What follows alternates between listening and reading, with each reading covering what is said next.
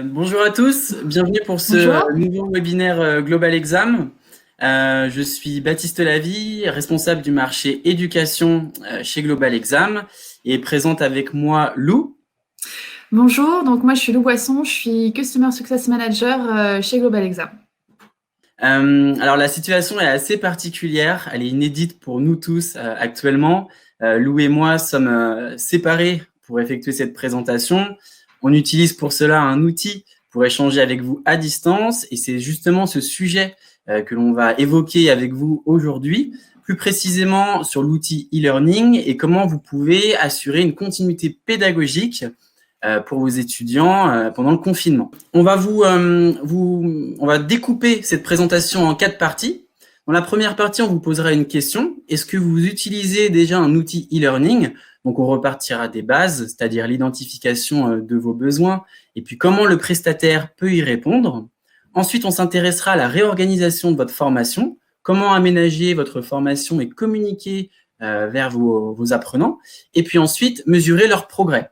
Il est nécessaire d'avoir un outil de statistique afin de remonter les résultats, la progression de vos étudiants et contrôler leur assiduité à distance.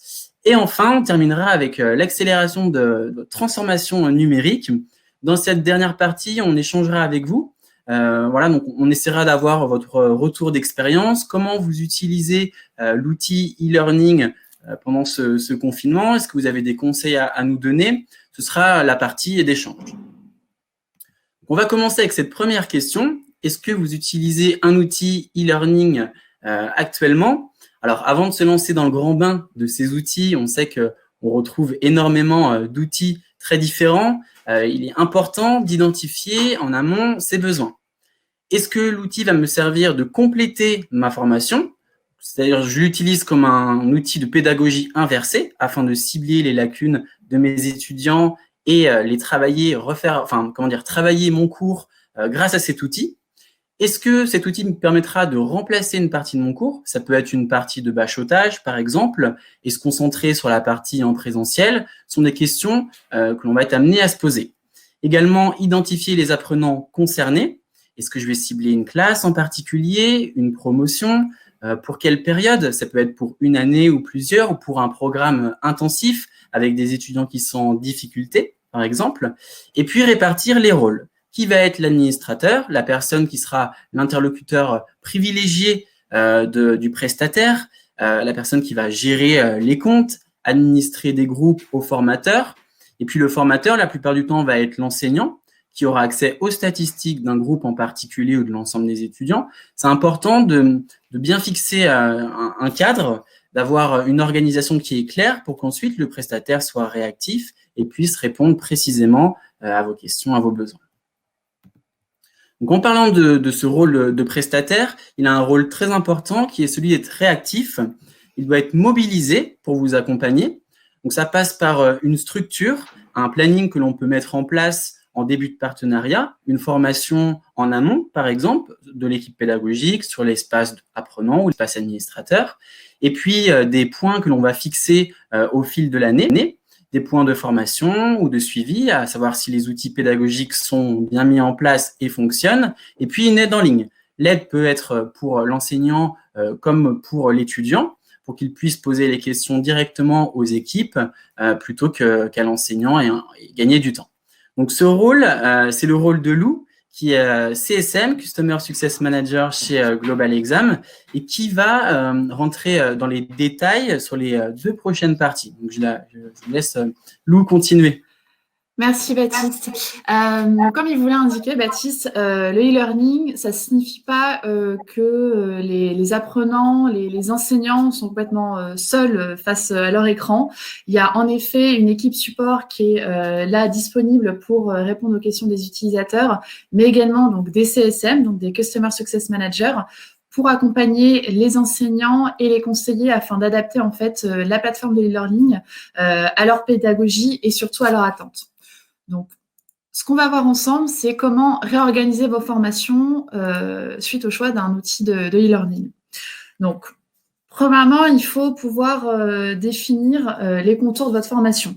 C'est-à-dire savoir combien de temps est-ce que ça va durer. Est-ce qu'on va partir sur des formations courtes ou sur des formations sur plusieurs semestres?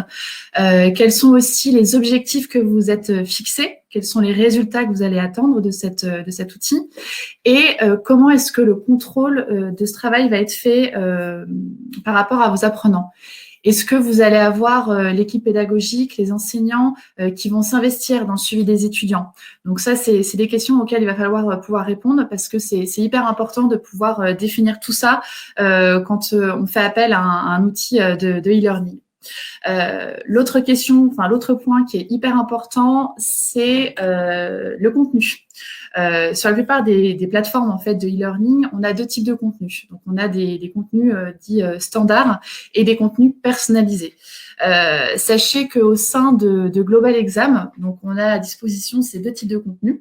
Donc notre contenu dit standard, c'est un contenu qui a été élaboré par nos ingénieurs pédagogiques, mais on a aussi la possibilité de personnaliser le contenu en fonction de vos attentes, de vos formations.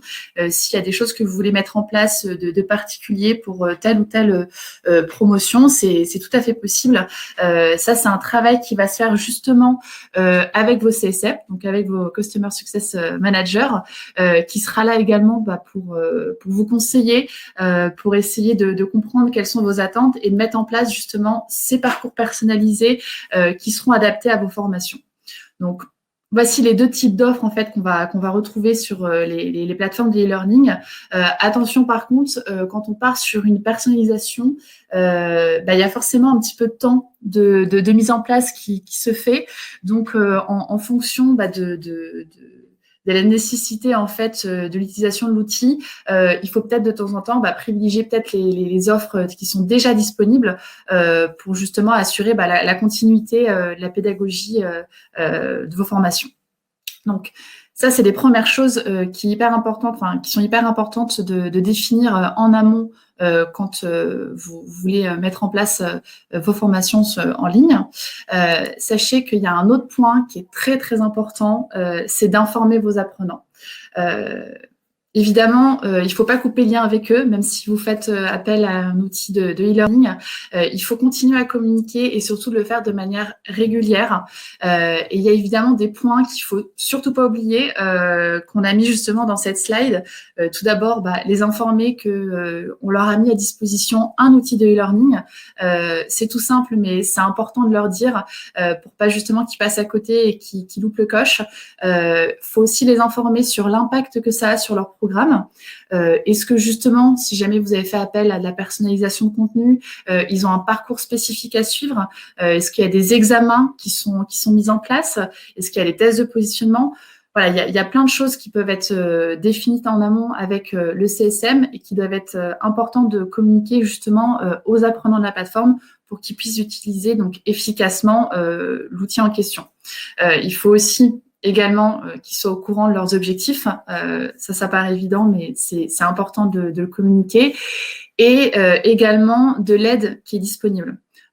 Comme on vous l'a dit précédemment, il y a les CSM qui sont là pour garantir en fait l'utilisation de la plateforme, pour être sûr que son utilisation est bien optimale.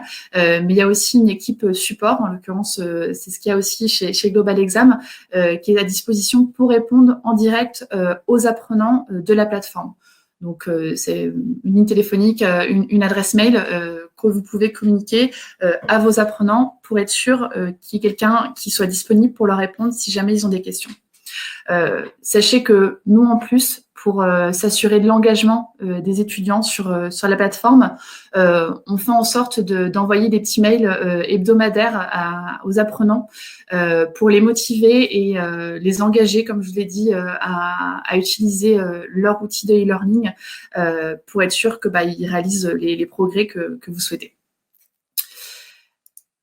Ce qu'on va voir ensuite, donc quand à partir du moment où vous avez bien élaboré le programme, que vous avez informé vos apprenants, c'est hyper important de pouvoir aussi suivre les progrès qui vont faire sur la plateforme. Donc pour ça, en fait, sur les outils de e-learning, vous avez différentes données et statistiques qui vont être mises à votre disposition. Il peut y en avoir beaucoup, donc c'est là qu'il ne faut pas hésiter justement, encore une fois, à solliciter votre CSM pour qu'il puisse vous aider à choisir les statistiques qui vous semblent les plus pertinentes pour assurer justement le suivi pédagogique que vous allez avoir avec vos étudiants. D'autant plus que de les utiliser, ces stats, ça va vous permettre aussi de montrer à vos apprenants que vous êtes attentifs, même avec la distance, même avec le confinement. Vous allez pouvoir toujours les aider, leur faire des feedbacks sur le travail qui est réalisé, les féliciter quand ils ont besoin quand ils doivent être félicités, les aider si jamais ils ont quelques lacunes. Voilà, on a à disposition chez Global Exam des statistiques, des données que vous allez pouvoir utiliser, soit sur l'ensemble des utilisateurs de la plateforme, ou alors on peut même avoir des statistiques sur un individu, sur un certain groupe. Voilà, il y a plein de choses qui peuvent être mises en place pour assurer ce suivi et être sûr que les étudiants ne soient pas seuls et qu'ils puissent progresser de manière optimale sur la plateforme. Ensuite, écoutez, avec tous ces outils, justement, le but, c'est d'assurer la continuité pédagogique de vos formations. Et je vais laisser Baptiste vous reprendre la suite sur l'accélération de votre transformation. Oui, donc là, effectivement, tous ces éléments vont permettre l'accélération de votre transformation numérique. Évidemment, la période actuelle peut être propice à ce changement, à cette transformation. On va évidemment se poser certaines questions. Est-ce que l'outil e-learning va permettre, va être une méthode de formation qui est temporaire, qui répond à un besoin précis ou un besoin urgent? Ou bien je souhaite utiliser l'outil e-learning en début d'année et puis mettre en place des parcours pour avoir un entraînement qui est efficace et être prêt le jour J. C'est des questions qu'on va évidemment se poser. Et puis également, quelle partie de mes formations je souhaite transférer sur une plateforme. On sait que toutes les formations ne sont pas transférables sur une plateforme. Un enseignant a une part très importante sur le présentiel, notamment dans les langues, avec le travail à l'oral. Donc, je vais me poser la question, quelle partie de ma formation je souhaite déléguer à un outil e-learning? Et comme on l'a indiqué précédemment, ça peut être une partie de bachotage pour se concentrer notamment sur le travail en cours, en présentiel. Et puis enfin, on va vous poser une dernière question. Est-ce que vous êtes aujourd'hui à l'aise avec l'e-learning? Comme l'a indiqué Lou précédemment, il est important d'avoir un CSM, une personne qui est dédiée pour que vous ne vous retrouviez pas seul devant votre écran, que vous soyez pris par la main avec une formation qui est efficace. L'outil doit également être ergonomique, simple d'utilisation pour que vous soyez à l'aise et que vous ayez envie de l'utiliser et puis le communiquer ensuite auprès de vos apprenants. Ça va être la partie d'échange. Est-ce que vous avez des retours à nous faire sur l'utilisation d'un outil, notamment pendant cette période de confinement? Est-ce que vos étudiants ont une assiduité forte sur l'outil à distance? Comment vous contrôlez cette assiduité? Est-ce que vous étiez prêt à utiliser un outil e-learning ou vous avez utilisé cet outil au début du confinement? Voilà, ce sont des questions que l'on se pose afin que l'on puisse également nous améliorer. Donc, n'hésitez pas à nous poser des questions. On va jeter un œil au chat et puis on vous répondra au fur et à mesure. Je vois une question. Est-ce qu'on pourrait avoir un exemple des différents modules et de création de parcours? Alors, sur Global Exam, comme je vous l'ai indiqué, on a des parcours standards qui sont déjà disponibles sur la plateforme. On a aussi des parcours qui ont été créés, qui ont été personnalisés, qu'on a pu mettre en place au fur et à mesure des échanges qu'on a eus avec différents partenaires. C'est tout à fait quelque chose sur lesquels on peut discuter s'il y a des choses qui vous semblent pertinentes et qui peuvent vous intéresser. Donc, je sais que nos contacts, en fait, avec Baptiste seront indiqués après la fin de ce webinaire. Donc, Estelle, si jamais vous voulez qu'on échange à ce sujet pour rentrer dans le détail du contenu qui est disponible, qui est personnalisable, surtout n'hésitez pas. Je vois que pas mal aussi nous indiquent qu'ils utilisent Zoom pour les cours à distance en ce moment. Oui, nous, on utilise, je sais que j'utilise Zoom quelquefois également. J'utilise Whereby. Et puis l'application calendrier Google, Skype également, et Blackboard Collaborate, que l'on utilise beaucoup en interne, qui est un outil très pratique puisqu'on peut se rejoindre à plusieurs en visioconférence. Il est simple d'utilisation et d'ailleurs on est distributeur Blackboard et on a une personne chez nous qui fait des démos de cet outil. Mais effectivement, on retrouve aujourd'hui pas mal d'outils afin de travailler à distance, heureusement. Je vois une question également sur sur une présentation de notre plateforme pour voir le contenu. Ouais. Alors effectivement, moi, je pourrais vous recontacter dans un second temps afin de vous proposer une démonstration de la plateforme pour que vous puissiez rentrer en détail sur le contenu. On a également des identifiants de tests que l'on peut vous proposer pour que vous puissiez naviguer sur la plateforme et également partager ces identifiants à vos collègues. Et puis, on retrouve des tutoriels sur YouTube. Donc, on prend en compte votre question. C'est Claire Oldmeadow et je vous répondrai à la suite du webinaire. Oui, en effet, je vois, c'est une remarque d'une intervenante qui dit que c'est difficile de capter tous les étudiants lors du passage du présentiel au cours à distance. C'est une problématique qu'on rencontre, que nos prestataires, nos partenaires, rencontrent en ce moment aussi, parce que c'est une transition qui s'est faite très rapidement pour certains. Donc, c'est là encore une fois que nous, les CSM, on est utile pour accompagner justement les partenaires à engager, à mobiliser davantage les étudiants aux outils de e-learning. On a sur notre plateforme des fonctionnalités en fait qui sont disponibles. Comme je vous l'ai dit, on peut mettre en place des parcours avec des échéances que les étudiants doivent suivre, ce qui va permettre en fait aux enseignants d'assurer un suivi, de les relancer. On a aussi un système de notation qui peut être mis en place. Ça fonctionne généralement plutôt bien. Et surtout, en fait, ce qui est important, c'est qu'il ne faut pas couper le lien avec les étudiants. Donc, c'est pour ça que la communication, elle est très importante et qu'il faut que vous puissiez aussi utiliser les outils qu'on propose, en tout cas des statistiques, pour justement montrer aux étudiants que ils sont pas délaissés et que vous assurez tout de même un suivi et que la plateforme vous permet de le faire facilement. Donc, il y a plein d'outils qui peuvent être utiles et qui peuvent booster en fait l'engagement des étudiants. Alors, il y a une question qui est intéressante. Peut-on mettre des contenus sur Global Exam pour approfondir un point avec les étudiants ? On ne propose pas encore cette fonctionnalité, malheureusement. Par contre, il serait intéressant de savoir quel contenu vous souhaiteriez mettre sur Global Exam pour observer si on ne les propose pas déjà. Mais effectivement, on ne propose pas encore cette fonctionnalité, qui est plutôt une fonctionnalité qu'on retrouvera justement sur Moodle. J'ai pu voir que vous étiez pas mal à utiliser Moodle, Blackboard. Effectivement, ce sont des classes virtuelles qui sont utilisées dans énormément d'établissements, qui sont bien pratiques, surtout en ce moment. Est-ce que nous pouvons visualiser un tableau de bord avec un récap des progrès des apprenants ? Oui, effectivement, on propose Lou, tu peux peut-être répondre, étant donné que c'est...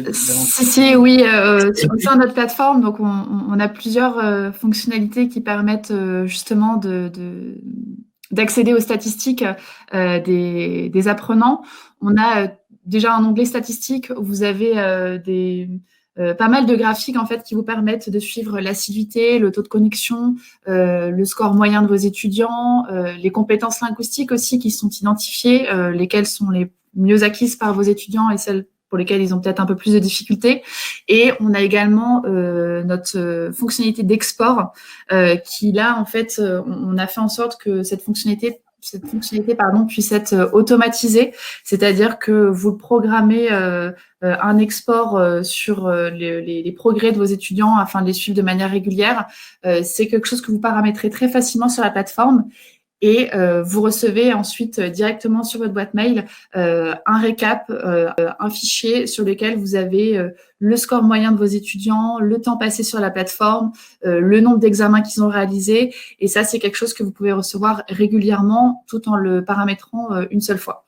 Donc, en effet, vous pouvez récupérer ces statistiques en tant qu'administrateur et formateur sur notre plateforme. Ok, on a une question de Paul Jones. Bonjour ouais. Paul, vous mélangez Blackboard avec votre plateforme justement. Oui, effectivement, on peut s'intégrer sur les espaces numériques de travail de type Blackboard ou Moodle, ce qui évite à l'étudiant à se connecter 2 fois. Ça l'authentifie directement. Après, vous pouvez vous pouvez organiser votre espace numérique de travail en attribuant Global Exam à des classes en particulier. C'est souvent ce que l'on fait. Et effectivement, on peut s'intégrer sur ce type d'espace numérique de travail. On a une autre question de Estelle Bess. Nous souhaitons mettre en place du mix learning visio plus plateforme. Dans ce cas, par exemple, est-ce que c'est nous qui rentrons la liste des participants et faisons le suivi ou bien est-ce que c'est le CSM qui nous sera dédié? Alors, pour répondre à cette question, ça peut être les deux, tout simplement. Vous avez la possibilité d'être autonome sur la plateforme, enfin sur la plateforme Global Exam, mais évidemment, si vous avez besoin d'aide pour mettre en place un suivi, une notation, des parcours, le CSM qui vous est dédié est là pour répondre à vos questions et vous alerter aussi si potentiellement on s'aperçoit que l'engagement de vos étudiants n'est pas au top et du coup on peut essayer justement de trouver des leviers supplémentaires pour augmenter vos résultats. Donc la réponse est mixte, c'est-à-dire qu'il y a des choses que vous pouvez faire, qu'on peut faire et surtout qu'on peut faire ensemble. Ok, alors il y a une question. A-t-on accès à vos formations à l'e-learning si le contrat ne concerne que la préparation au TOEIC?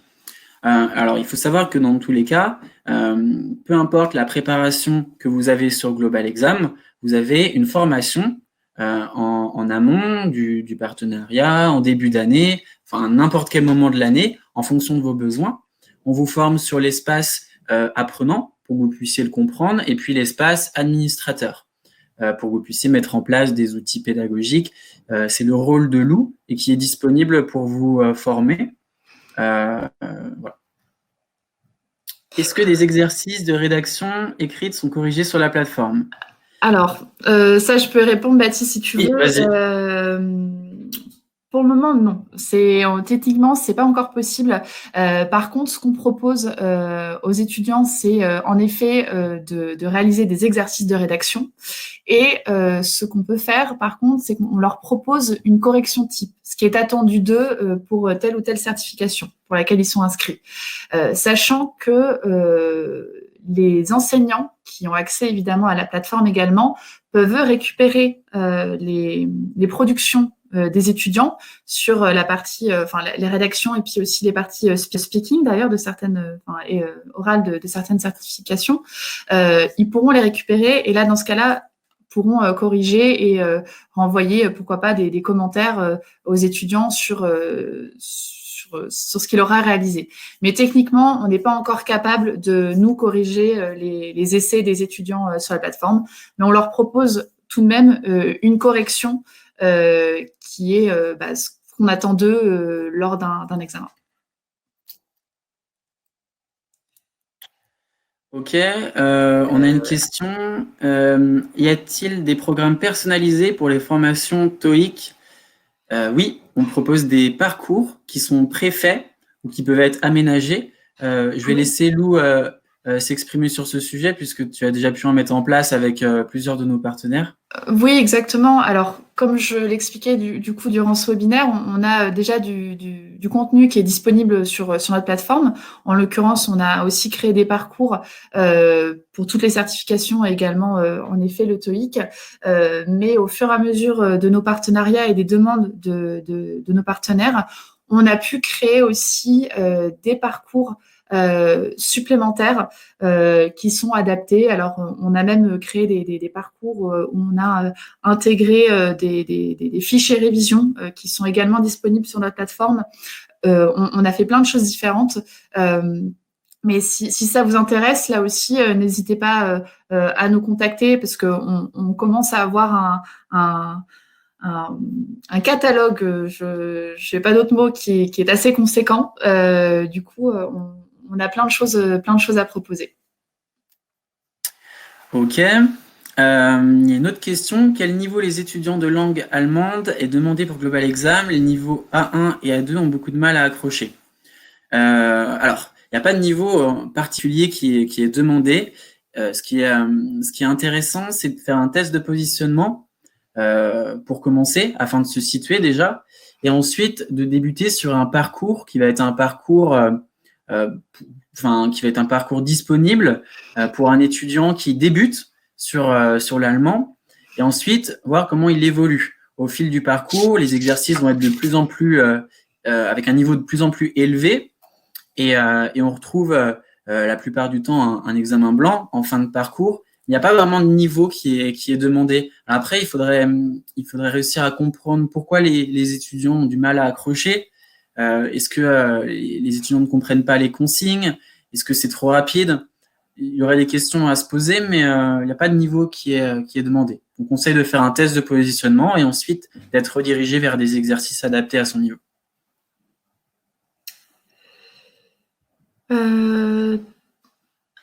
Est-ce que le test de positionnement est une obligation au début du parcours? Pas nécessairement. Ça dépend en fait de ce que vous souhaitez, de ce que vous souhaitez mettre en place avec vos apprenants.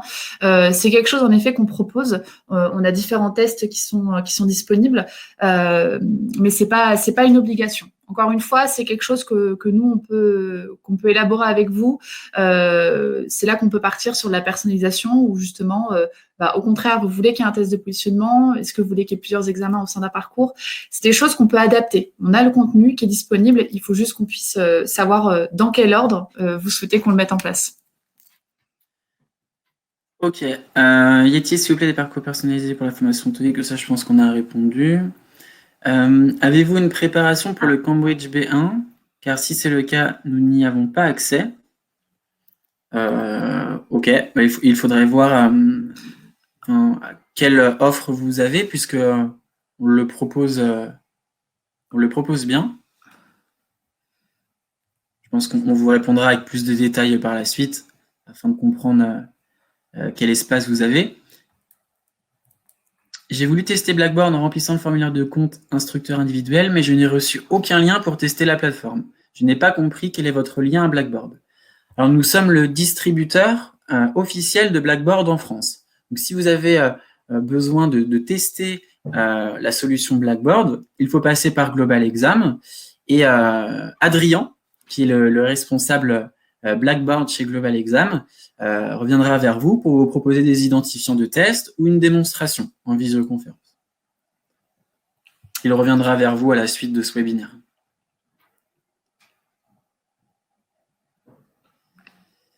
Ok, moi je pense que c'est bon, Lou.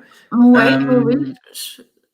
Oui, il y a certaines personnes qui ont cours justement, qui partent en cours, qui doivent y retourner. Ok, bon, on va vous laisser. N'hésitez pas à nous solliciter si vous avez des questions par la suite. Ouais, je vois que certaines personnes demandent à être contactées. Sachez qu'on prend note de tout ça et on le fera évidemment. On propose, oui, des parcours FLE sur le DELF et le TCF. On vous souhaite une très bonne soirée. À bientôt. Ouais. Très bonne soirée et prenez soin de vous. J'ai vu quelques petits messages. Vous aussi. Très bonne soirée, au revoir. Merci beaucoup. Bonne soirée, au revoir.